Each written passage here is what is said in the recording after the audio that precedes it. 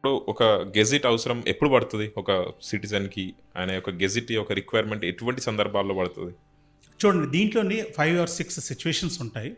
First ఏంటంటే, if somebody wants to change their name, అంటే ఎవరైనా వాళ్ళ పేరు కానీ మార్చుకుందాం అనుకుంటే, అయితే పేరు ఎందుకు మార్చుకుంటారంటే అస్ట్రాలజీ వల్ల మార్చుకోవచ్చు, న్యూమరాలజీ వల్ల మార్చుకోవచ్చు, రిలీజన్ చేంజ్ చేసుకోవడం వల్ల మార్చుకోవచ్చు, లేదు అంటే అడాప్షన్ అంటే దత్తత తీసుకోవడం వల్లైనా పేరు మార్చుకోవచ్చు, మ్యారేజ్ అయిపోవడం వల్లైనా పేరు మార్చుకోవచ్చు, మ్యారేజ్ తర్వాత మళ్ళీ డివర్స్ అవ్వడం కానీ, లేదంటే సెకండ్ మ్యారేజ్ కానీ, విడోవర్ అవ్వడం కానీ, వాటి వల్లైనా పేరు మార్చుకోవచ్చు, రిలీజన్ చేంజ్ వల్ల కూడా మార్చుకోవచ్చు.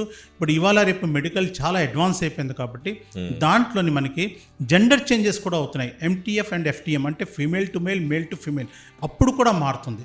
సో ఒకటి ఏంటంటే name change or surname change, ఇన్ని ప్రకారాలుగా అవుతాయి.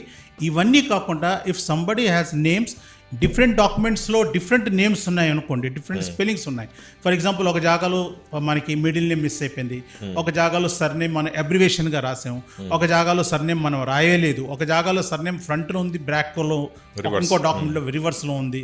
ఠీకే, లేదు అంటే కొన్ని జాగాలో ఏంటవుతుందంటే నేమ్కి మధ్యలో ఒక స్పేస్ వచ్చేస్తుంది. ఎందుకంటే ఇప్పుడు డాక్యుమెంట్స్ అన్ని కంప్యూటర్ ద్వారా సింక్రనైజేషన్ అవుతుంది కాబట్టి కంప్యూటర్ ఏమైనా స్పేస్ తీసుకున్నా దాన్ని డిఫరెంట్గా కన్సిడర్ చేస్తుంది కాబట్టి దీన్ని కూడా గెజెట్ అవుతుంది. సో ఇన్ని విధాలుగా గెజెట్లు తయారవుతాయి.